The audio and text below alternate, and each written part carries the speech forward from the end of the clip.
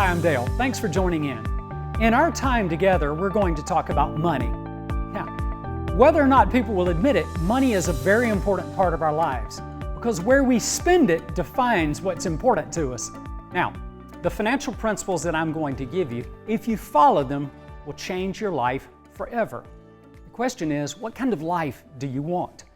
I'm going to give you a financial principle that doesn't matter what kind of educational level you go achieve or even what kind of family you come from, it will work. But again, this is up to you. What kind of life do you want? Now, before we get started, you can go to the Talk About Money and download the actual free brochure to go through the lesson as you go through this, or actually order the book and go through the book as well. But before we get started, let's take a little money test to see your thoughts about money. Answer these, true or false. If you look rich, you probably are rich. I mean, if you look rich, you have to be rich, right? I mean, if I have a Bentley, I have to be wealthy. Is that correct? That's actually not true. There's a great book, The Millionaire Next Door, and Thomas Stanley says that you would never really know the average millionaire in America because they don't drive around in their retirement plans. They live very modest lives. There's a great quote, "People go broke trying to convince people they aren't broke." Millionaires just make normal money. They own cleaners and car lots and do normal things and make normal money. They just spend abnormally less of it than everyone else. So that's actually true. Second, if you want to play on the team, go to the gym. If you want to own the team, go to the library. That's actually true. Who said that? A gentleman named Chris Gardner. If you've ever seen the movie The Pursuit of Happiness with Will Smith, Chris was actually the subject of that movie. He was homeless, had actually an infant at that time, and became a stockbroker, became a stockbroker, and then went on to have great wealth. Chris and I were speaking at an event, and we were backstage, and Chris said, "Dale, my mom loved me." And she taught me this truth. She said, "Chris, if you want to play on the team, you exercise your muscles, you exercise your talents. But if you want to own that team, exercise your mind. What are you reading? What are you studying? Because that's where you're going to have excellence." That's a great quote, and he's gone on to become very wealthy, having his own firm. Next, financial success isn't buying more stuff, it's learning to live on less than you make. That's a great quote, and that's true. In fact, the greatest financial planning principle I've ever heard is spend less than you make for a long time. And that's the truth, is just having less of it go out than comes in. Next, if I could make a lot, I would give a lot. If I could make a lot, I would give a lot. Well, hopefully that's going to be true for you. I'm going to teach you how to do this, but unfortunately, that's actually false. In America, and I've not studied other countries, but in America, the more Americans make, the less we actually give. And you would think, well, if I had Bill Gates' money, it would be easy to give away that much money to education and things that they do if I had that much money. But statistics show that the more we make in America, the less we actually give.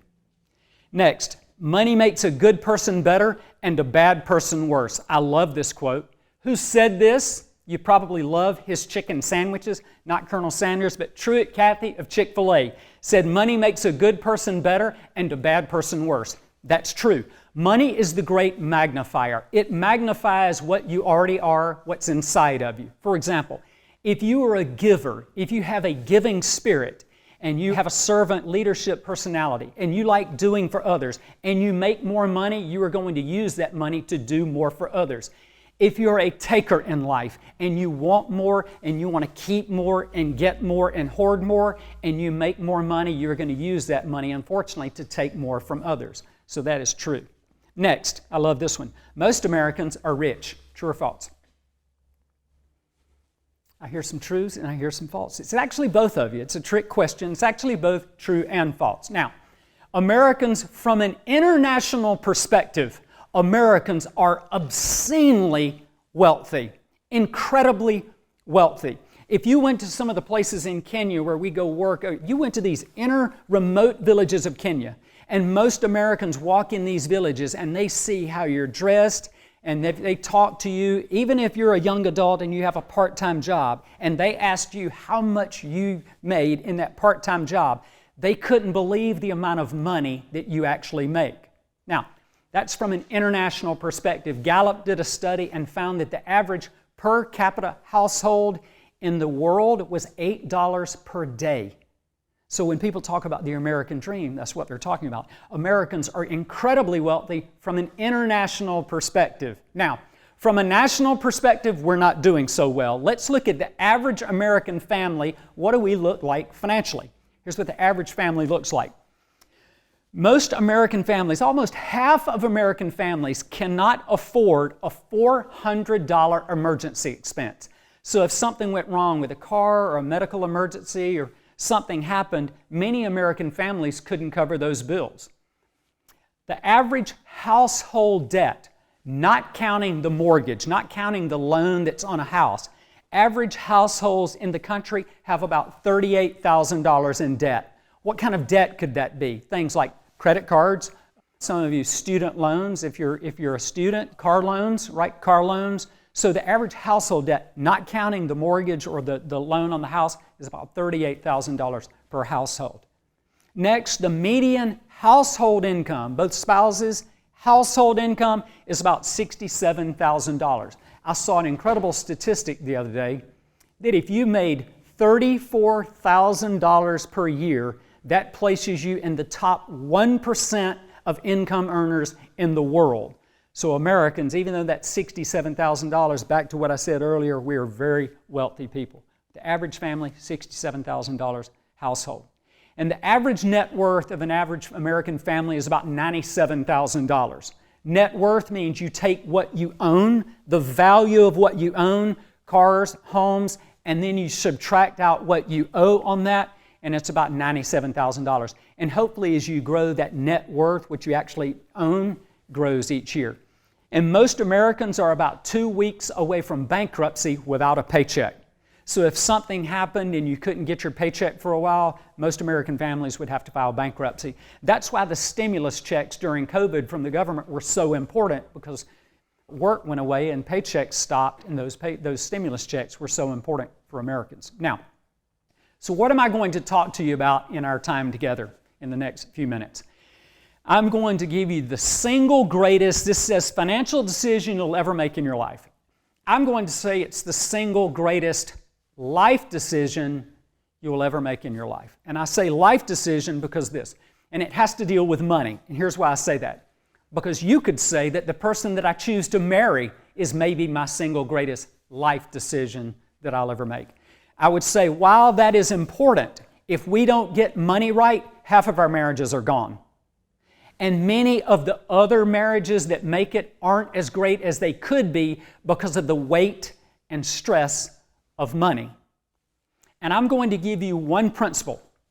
And if you could have a life where the rest of your life you never had to think about, worry about, stress about money and bills and broken cars and medical issues, and you never had to worry about money for the rest of your life, I'm going to solve that for you with one financial principle. That's coming up. Next, why give? Why would I ever give my money away? I made my money. Why would I ever give it away? What are investment options and what do they mean? Where can you put it? Is the stock market risky? A great question. We're going to talk about that and answer that. What are your two biggest advantages if you're a young adult watching this that you have of having your age? What are the two biggest advantages of young age? And then the last is this thing called compound interest. We'll talk about that. Okay? Let's get going with the single greatest, I'm going to say, life decision you'll ever make in your life. Here goes. Okay. Most of you all watching this don't have your first real big job yet. Why are you going to school, what you're majoring in, or you get out and it's what you really kind of want to do for the rest of your life. And when you get that first real job, one of those jobs where you have to kind of fill out insurance paperwork, right? I mean, a real job. Most of you don't have that are watching that now. And at some point, you're going to go out and get that first real job. Now, when you get that first job, it's going to be the biggest paycheck you will have ever gotten in your life, certainly on a regular basis. I mean, if you've got a part-time job right now, like I did when I was in high school, basically you're at kind of zero right now, compared to that first real job. But when you get that first job, you're going to go from making basically nothing to the biggest check you will have ever gotten in your life, at least on a regular basis. Is that fair? I'm saying, When you get that first real job check, instead of taking and spending 100% of that real job money, I want you to stop at 70%. I want you to stop and only live on 70% of that first job check. I want you to live on 70%, I want you to save 20%, and I want you to give 10% of it away. Look at, I don't care who you give it to, it's not important. And we'll talk about that in a little bit later. I want you to make 70% of that check your 100%. Here's why. You're at basically zero right now. 70% of that first real job check is still going to be the biggest check you will have ever gotten in your life, at least on a regular basis. You're at zero, and most everybody lives on some percentage of their paycheck. Some people actually over 100% of their check, unfortunately, some 90%, hopefully some 70%. But we all live on some percent of our check. I want you to go from basically zero and stop at 70. And here's why you have the moment in your life that you can do this. You don't have a standard of living established yet, as my friend David Hilton said. You don't have a standard of living established. And whatever you accept as your standard of living, 70%, that is your reality. You won't know that 70% is not 100% if you just start living on 70%. If your 100 is really 70, and that started out being your 100 and is your 100 for the rest of your life, it's just your 100%. You don't know that there's anything different. Again, you're at zero now, and 70 is still going to be the biggest check you will have ever gotten in your life. And by the way, you know what the average American does? We're so cocky and arrogant about how much we're going to make in the future and that we can handle it all. We go out and load up on credit cards and debt, and we don't even stop at 100% of that first job check. No, we're smarter than that.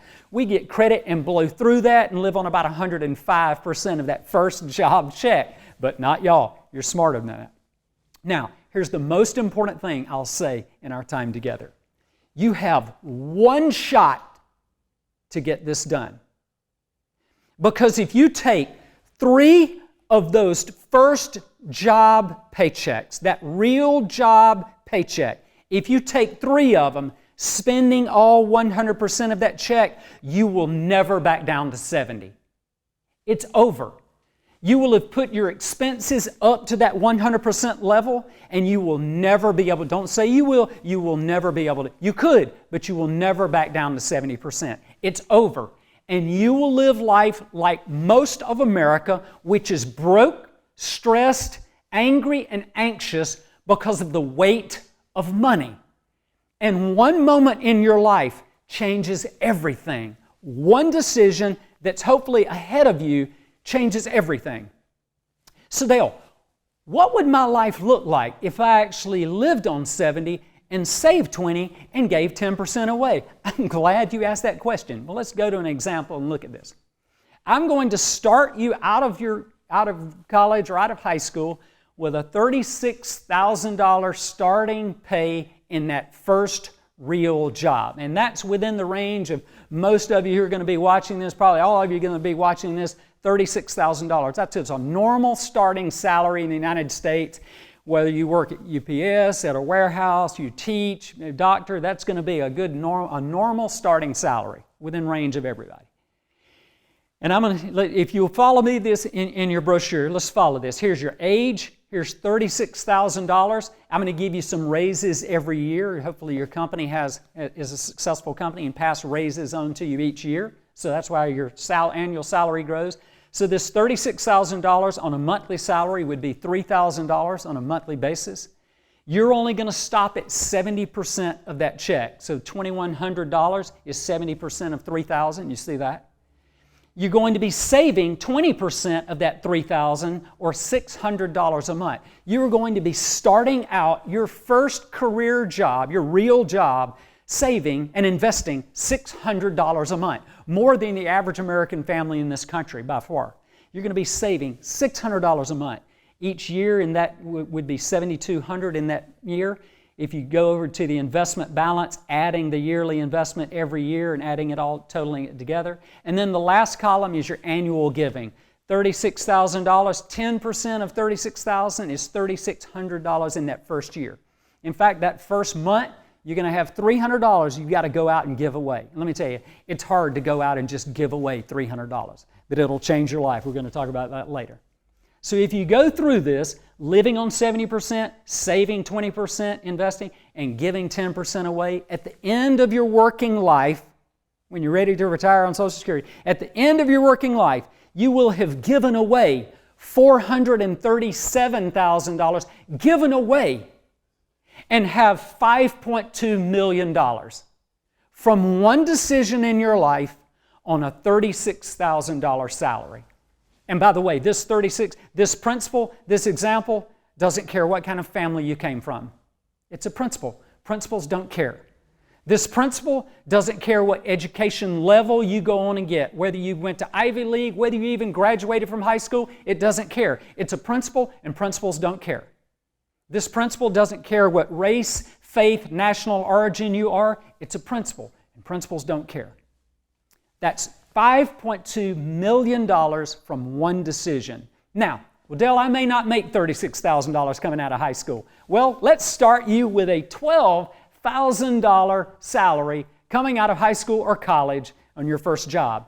You still will have given away $145,000 and have $1.7 million. You'll still be a millionaire starting on a $12,000 salary from one decision in your life. Now, let me tell you what's going to happen just for a couple of months, and I'll back up to this slide. You're going to be saving and be on this plan of living on 70%, and you're going to be going out with some of your friends, and you know, the people that you run with, and you're going to be out, and they're going to start saying things like, hey man, why don't you go here and do this, or why don't you buy this, you've got more money, why don't you go do this, and you go, no, I'm good, I've got a plan, I'm living in my plan. And they're going to say that for a couple of months, and it might sting because you may want to spend all your money, but that's only going to happen for a couple of months. And then here's what's going to happen. Maybe you're out at a restaurant one day, and somebody takes care of you very well, and you leave a $100 tip on the table for that server. And your friends go, wait a minute, how are you able to do that? $100? How do you do that? And what's all these investment things that you keep talking about? How do you do that? And they're going to want what you want. And this is going to be after a couple of months. It's going to flip. They want what you want. But remember the rule? If they take 3 of those paychecks and start spending it, chances are they'll never be able to back down to 70. But you know better than that. And that's only going to happen for a couple of months. And I'll say this. The difference in you living on 70% of that first job paycheck or taking 100% of it at your age, that difference in that 30% at your age isn't going to make a difference in your lifestyle at your age that you're at. But you're seeing what the difference down the road is going to make in your life if you'll make that commitment when you're young and just starting your job, when it's the greatest moment in your life to make that decision. As Dave Ramsey says, if you live like no one else, 70%, the day will come when you will live like no one else, 5.2 million. If you live like no one else, the day will come when you live like no one else, as Dave Ramsey says. Now, I mentioned giving. Why would I ever give my money away? I made it. Why would I ever give my money away? That's a great question and one that many young adults ask. Here's why I believe. We've got so many people, you may have friends that you know dealing with anxiety, anger, loneliness, depression, or even worse thoughts. And we've always had that in society. Part of the reason why is because what we are exposed to, and I'll go ahead and just say social media, what we look at much of the day, every day, I mean even including me in that, but what we look at much of the day is telling us to get more for ourselves, to keep more for ourselves, to hoard more for ourselves, and that the way to happiness and success is by serving ourselves. It's the world's greatest lie. And if you want a life of hope and happiness, turn your life and have a life built on giving, on serving, on becoming second to others. You wouldn't believe if you flip your life and you start giving 10% of what you make away, what happens to you. In fact, the 10% that you give will do more for and to you than the 20% you ever save and invest. Why? Because much more will come back than you ever give. That's the second reason. The first reason is God even built in our brain a reward system.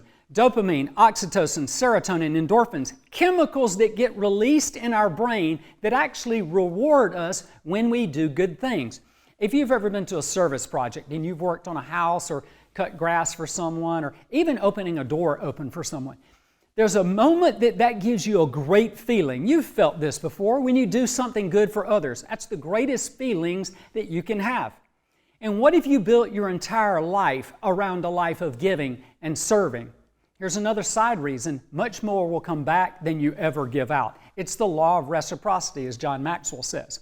And if you built your life around giving, everything about life gets a new perspective.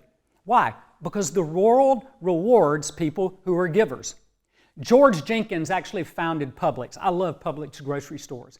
And George Jenkins was a very wealthy businessman and gave tons of money away. And he was once asked, how much would you be worth had you not given away so much money? What would you be worth? And he said, probably nothing. He owed all of his success to how much he gave away. And what if you built your entire life around that? As I said, that 10% that you give will become far more important to you than the 20% you ever save and invest.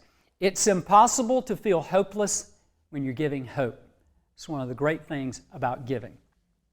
Now, why would some people listen to this lesson and not do what I'm telling them to do? You come and hear this great financial principle. Why would somebody, maybe if you're watching this, you get up and leave and you never do anything, or people that come in, students that come in auditoriums, see me and they hear this lesson, see this principle and leave, walk away, may even leave their brochure on the seat and they leave and never do another thing about it. Why would somebody do that?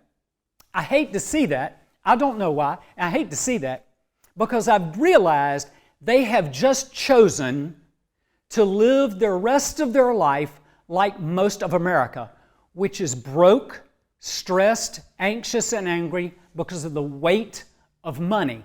And they chose that. Another reason might be because those things that we look at much of the day, I call it highlight reels and the battle to keep up. Here's one reason we may not do this. Because what we look at much of the day, every day, all we're seeing is people's highlight reels. For example, do most people on social media look good or look bad? Having a great hair day, having the cleanest car, best beach, nicest pose, prettiest dress, best hair, biggest watch. You know what I'm talking about. Most of us look the best on social media. All we're seeing is the highlight reels. And what that is causing us is the fear of missing out, envy, greed. I need to go there. I need to wear that. I need to turn that way. I need to comb that, wind that, drive that. You know the feelings it gives you. You know how that makes you feel. I'm going backwards. I'm not keeping up.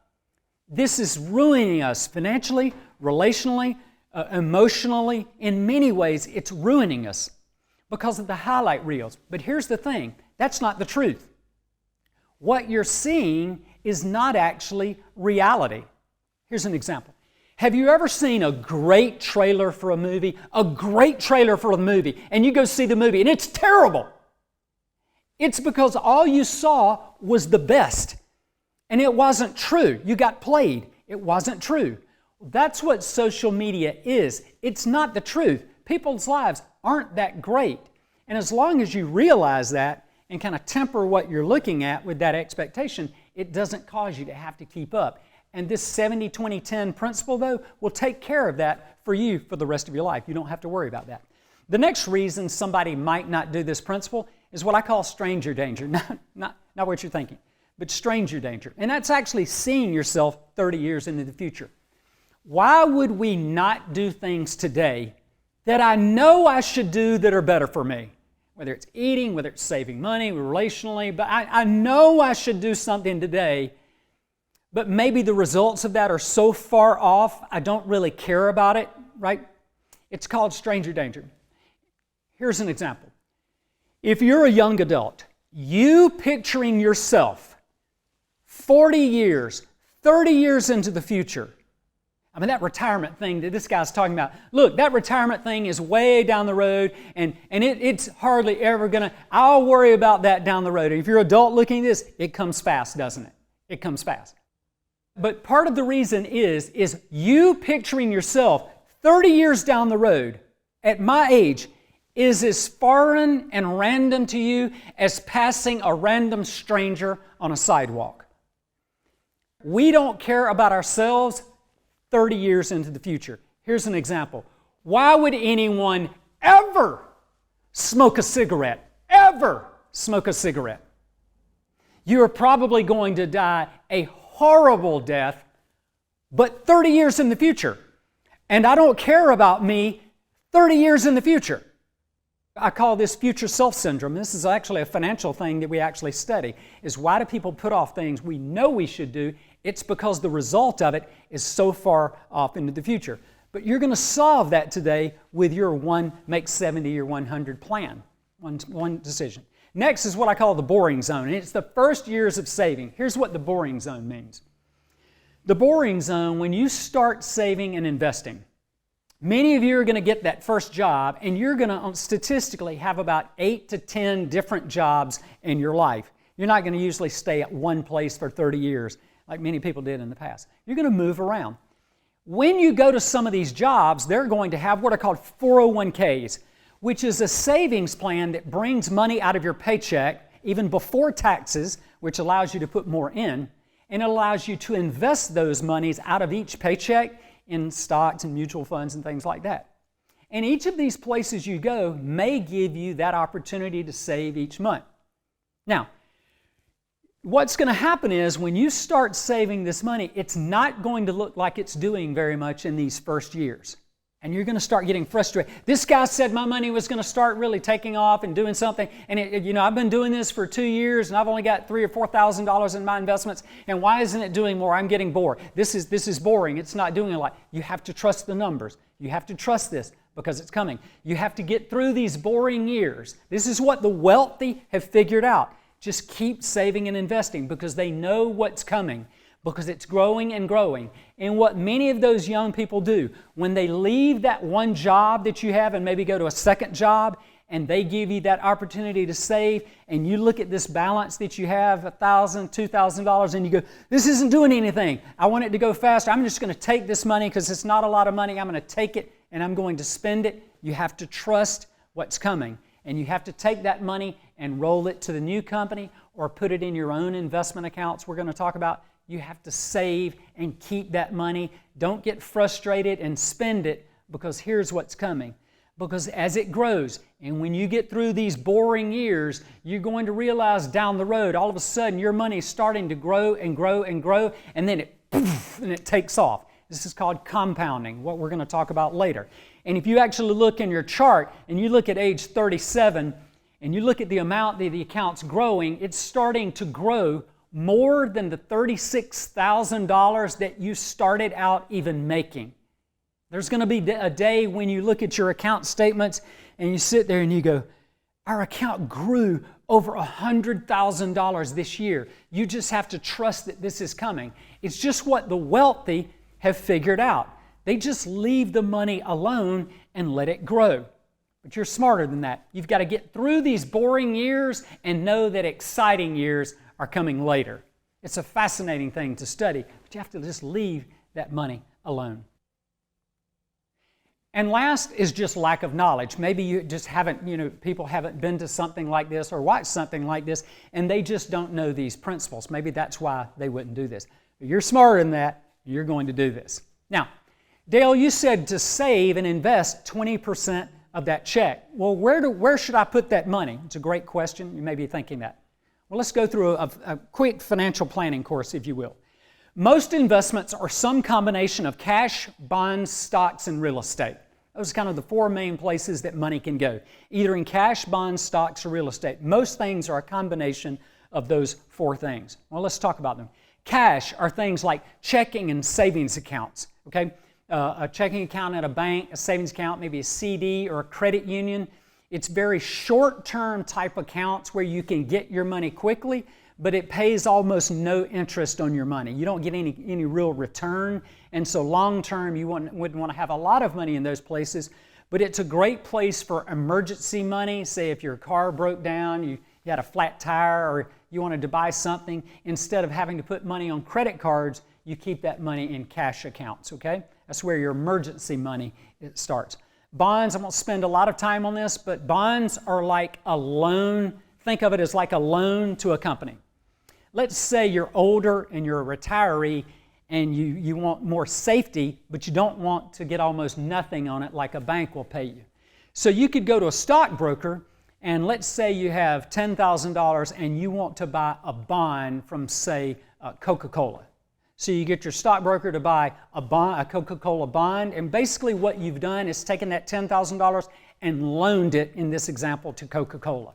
Coca-Cola will use that money for 10 or 20 years, whatever the length of the bond is, use that money, and then when the maturity date, when that bond, quote, matures, they pay you that $10,000 back. It could be in 20 years, and they pay you that money back. But all during that 20 years, you've gotten higher interest than, say, a bank would pay you. And as long as Coca-Cola stays in business, and then they'll pay you that interest for the length of that bond. Not good for younger people looking for retirement money, but good for maybe older people that want more security. Next is stocks, okay? Most of you watching this have heard of stocks. In fact, when I'm in auditoriums and high schools, the two I usually hear are GameStop and Tesla. I hear those two a lot. So a stock, where a bond was like a loan to a company, a stock is like an own of a company.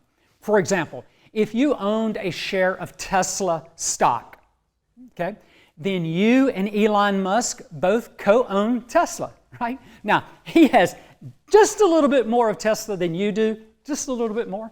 And as long as Tesla does well and continues to perform and don't have problems with car batteries or rockets or things like that, then the stock typically performs runs along with the performance of the company. So if a bond is like a loan to a company, a stock, you actually own part of that company. And last is real estate. Everybody's familiar with real estate. You sleep in it every night, whether it's a home or a condo. What other types of real estate are there? Commercial, like condominiums or office buildings, right? Land, somebody said land. Those are examples of real estate. But most importantly, the houses we live in. Here's the greatest part about real estate, and it's the concept of leverage.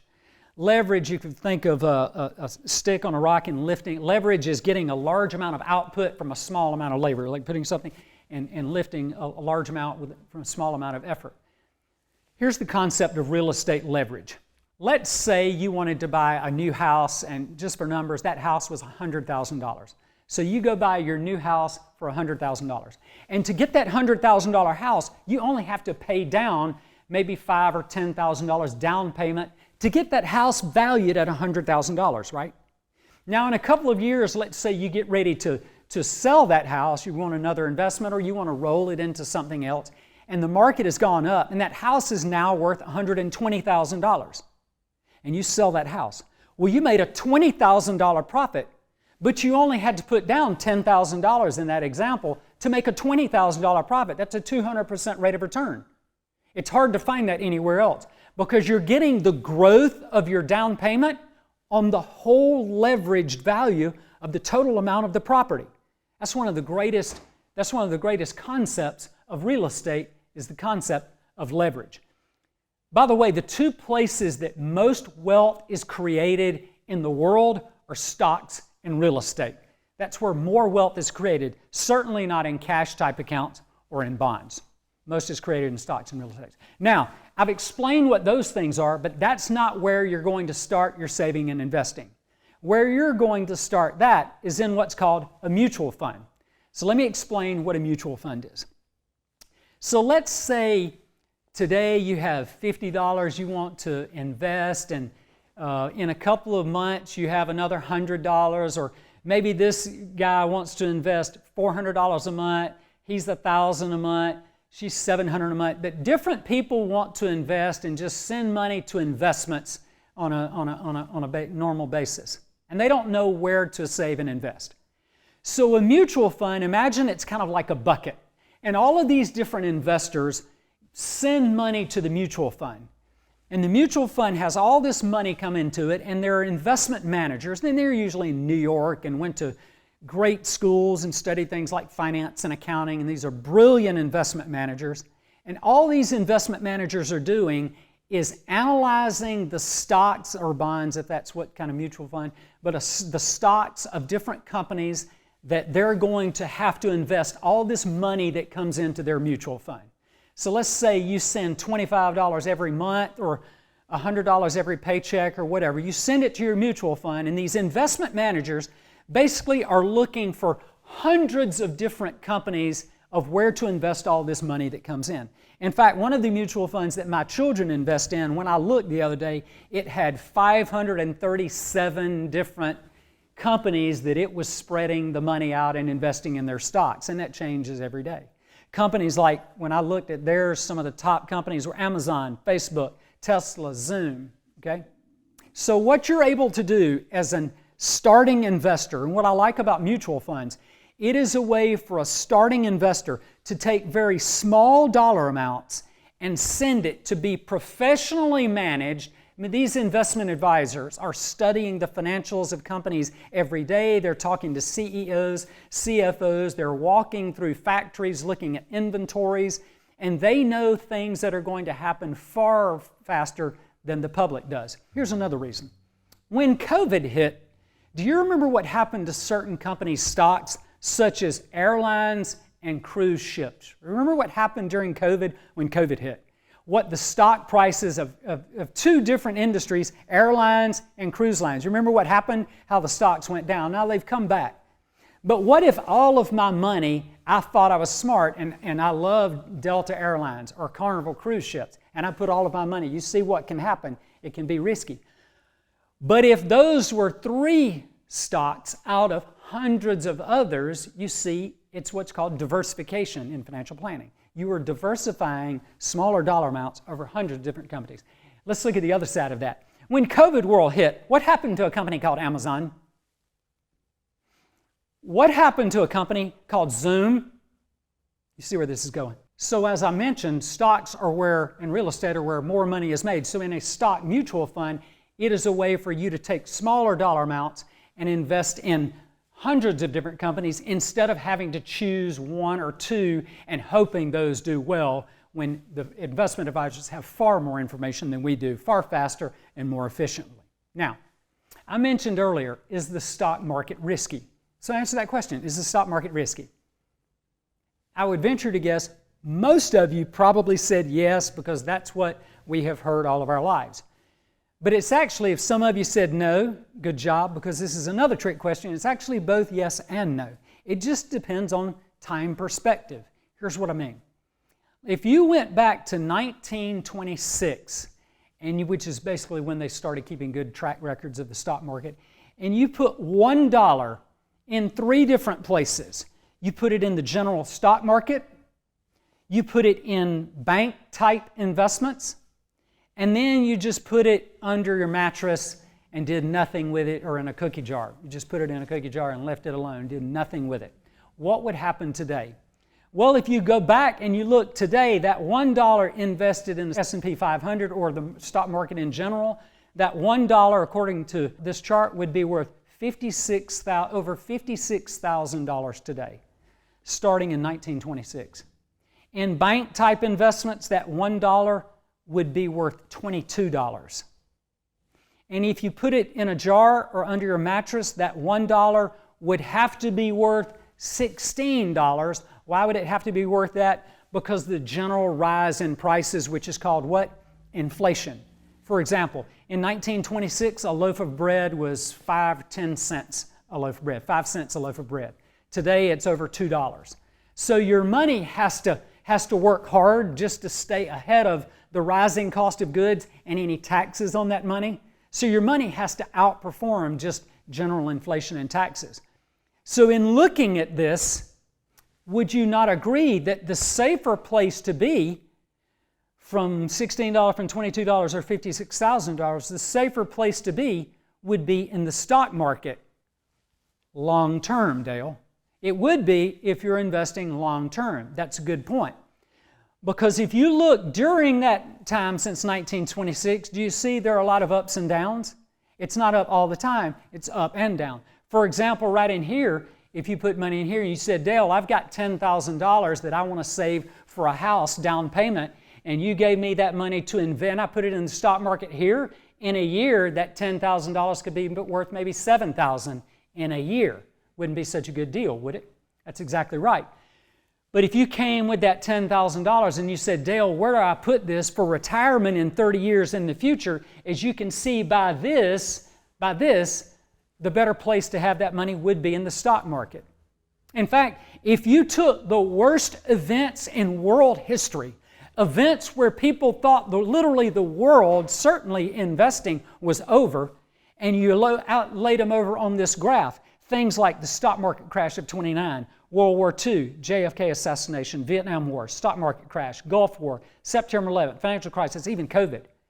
And you overlaid these on that chart, and you look at people literally were jumping out of buildings, killing themselves in 1929 because they thought the world was over. I wish they hadn't. But if you overlay the worst events in world history, most of them barely register on the stock market returns long term. So here's how to have a perspective of the stock market. Here's what I want you to think. The stock market is like yo-yoing going up a flight of stairs. It's like yo-yoing going up a flight of stairs. Do you see the yo-yo step to step? Do you see the yo-yo? It's up and down, step to step. But do you see the trajectory of the staircase? It's on an upward trajectory. Step to step, the stock market is risky, wouldn't you agree? Floor to floor, not so much. Short-term basis, the stock market is risky. Long-term basis, historically, it's the safest place to be. So the next time you're at a party and you hear your parent or a guardian, some adults over there go, well, that stock market's risky, you can now walk over and go, I'll take offense to that. It's both risky and not risky. It depends on time perspective, where the yo-yo is in the staircase, right? And they'll go, what are you talking about? And you can teach them now, because you know it's like yo-yoing up a flight of stairs. Okay? And the wealthy have just figured out not to worry about the yo-yo, but to concentrate more on the stairs, right? So, what this allows for you, the greatest advantages you have of being a young adult, the greatest advantages you have is it allows you time to go through these down periods and wait that out, which means you can also be more aggressive in your investments, more stock type investments. Because in investing, the greater the risk, typically the greater the return. So it allows you time to go up and down and allows you to be more aggressive. Here's how to think about the stock market. Let's say you have $100 that you want to save and invest. But this time you want to buy coats. Now, financially, when is the best time to buy a winter coat? At the beginning of winter in October before it starts getting cold financially, or maybe in March at the end of winter? Well, financially, the best time to buy a coat is at the end of winter, right? When coats go on sale. So if you have $100 to buy coats and you wait at the beginning of October, let's say that coat is $100, how many coats can you buy? One. Now, if you can wait and you wait until March, maybe coats go on sale for $50, how many coats can you buy with that $100? You can now buy 2 coats, right? Did the value of the coat ever go away? The coat is still worth what a coat is still worth. And when it gets cold in the future, you have bought more coats with the same amount of money. Stocks are one of the few things that people hate seeing going on sale. But if you're young, you shouldn't worry about that. When coats go on sale, you keep sending your $100 because you're buying more coats. Now, what if next winter it's a hot winter and you call me and you say, I'm mad with you, I can't wear my winter coat. And I say this, it's going to get cold again, hang on, because it will get cold again. You keep saving and investing that money and you're buying more coats when they go on sale, because here's what we know, it will get cold again. And you keep saving and investing. So when things go on sale, when stocks go on sale, imagine they're coats, and you keep saving because you're buying more when things are lower, and time, the floor to floor gives you that time to be more aggressive. Okay? Now, let's talk about the last thing, which is compound interest. Albert Einstein reportedly once said that compound interest was the 8th wonder of the world. Don't know if that's true, but I like it. if he did. And here's what compound interest means. Compound interest is not a thing that you buy, it's the effect on a thing. It's what happens to your money. We talked about this a little bit earlier.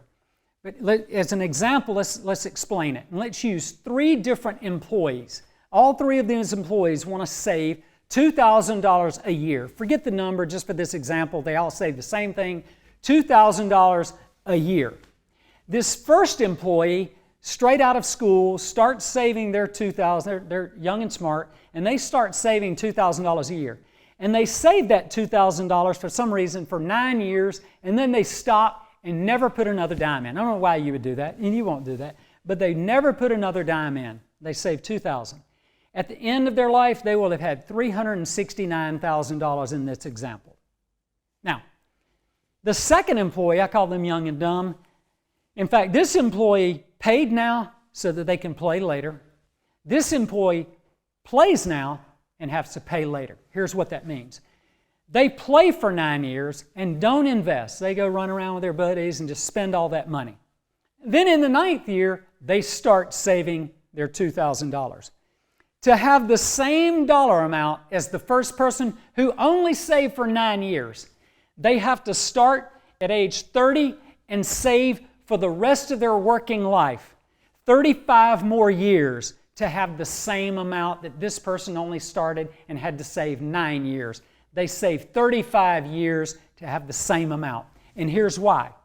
If you look at the account value that this first employee built their account up so large that the growth on the account this year, the account grew by more than the $2,000 payment this employee is manually having to pay themselves. It's like priming a pump.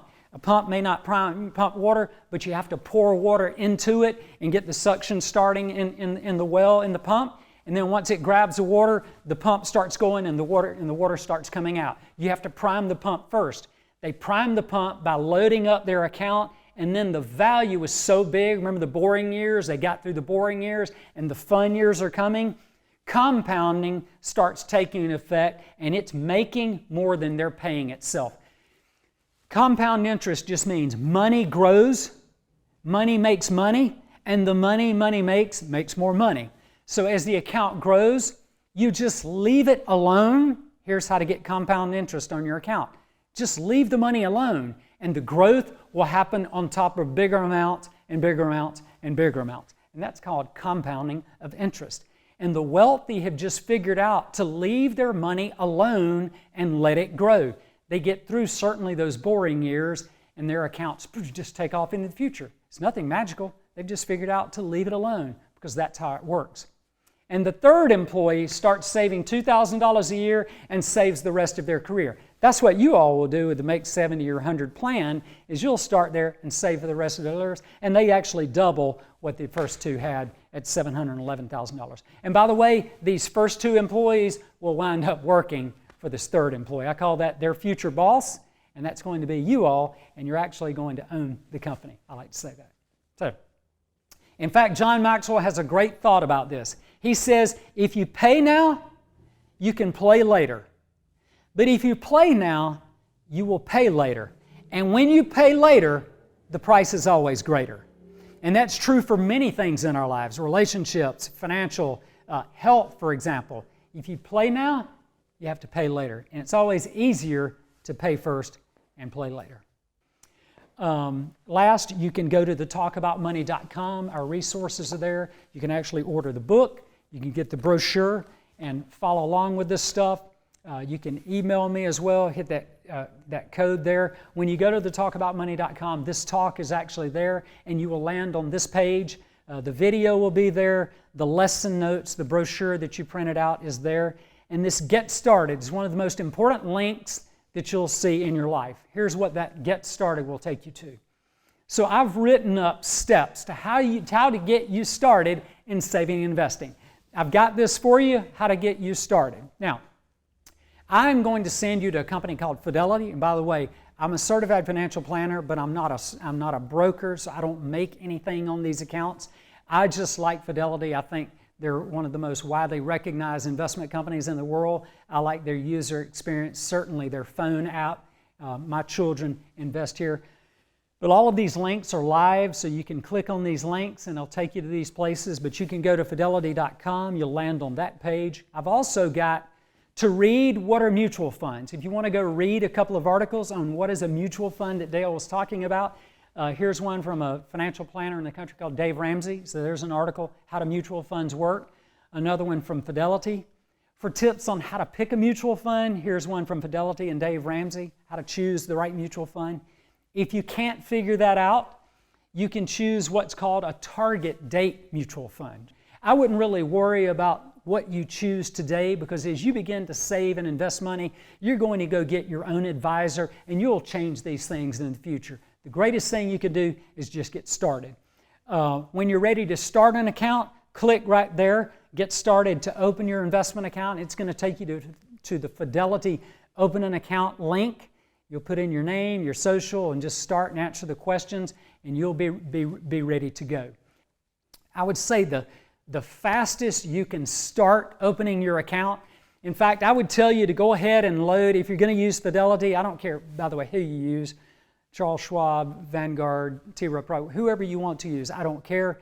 But I would take their phone app and load it on your phone and put it on your home page, so that if it's Fidelity, that Fidelity app is staring at you every day. Because what I want you to do is send them $20 or $100. I want to get you started being an investor. Because once you send them money, you're now invested in being an investor and a saver. And you will have more interest in looking at it. My kids every day pull up their Fidelity and they're looking at red or green, how's it doing? And they talk to other students about it. Get an accountability partner that you can go along and do this with, and you can talk to about these things. You're going to be talking to other savers and investors, and it'll change you. It'll change you. So I would load that on your phone as soon as you can. Send $20, $25, and start your investing path, your investing journey. Now, I'm done. Let me say this. Some people may see this talk and never do anything about this. They may cut this off, throw this brochure, or not even get it, and never do anything and forget this. And I hate that, and I know that happens sometimes. Not you, but I know some people will do that. And I hate that for them, because they've just chosen to live life, as I said earlier, like most of America, which is broke and stressed and anxious because of the weight of money, and their life doesn't have to be that way. But look at me. Some people that watch this, and you, are going to see this and you're going to say, I'm going to do that. So as we end our time together, I would just say this. You have a moment in your life where you can make one decision that affects everyone coming after you. One chance to make 70 your 100, and from that point on, everything else changes. And to visualize this, I want you to imagine 40 years into the future, and focus here at the end, because you're going to remember this moment like it was yesterday. And I want you to imagine you're sitting in this backyard, in this gorgeous yard, this huge yard, a huge home, and there's kids running around all over the place, this gorgeous grass, and beside you is an oak tree with pine straw and a flower bed, and there's kids running around. Maybe you're in an Adirondack chair, and I don't know if yours is on a marsh or a beach or a farm or mountains, wherever it is. And a kid runs up and jumps up in your lap. And a little girl grabs you and pulls you right up to her face, and she says this, Grandma, Grandpa, how did you do all this? And you'll remember this moment like it was yesterday. And you'll even laugh when you remember this, and you'll laugh and say, I just remember a long time ago, and he said it would come fast, and boy, did it come fast. I remember a long time ago, I got this lesson, and this guy said, if I would make 70, my 100. He said everything about our life would change. He said my marriage would change, our vacations would change, how my children act, my job. He said everything about my life would change from one decision in my life. And I don't know why, but I believed him. And that, baby girl, is how we have all this. I can promise you, Some of you watching that, anyone who chooses to do this, someone in the future is going to make that statement. You know, when I finished one time, a friend of mine, a grown man, came up and he walked down front and he said, I'll tell you this, one day in the future, one of you all is going to get in your private jet and you're going to fly down to Jacksonville Beach and sit in Dale's backyard and you're going to thank him for the lesson that you got taught 40 years ago. And I just hope that one day we'll be able to sit together and do that. And I'll even make us some coffee and we'll sit and do that. Because I'll tell you, everything changes from one moment in your life. It'll change your grandchildren's lives. I'll just tell you, what I want for you is to be blessed so that you can go and be a blessing for others. And I hope to see you in the future. I hope to hear your stories. And I just want to wish you the best of luck and to tell you to go be great. I love you. Take care.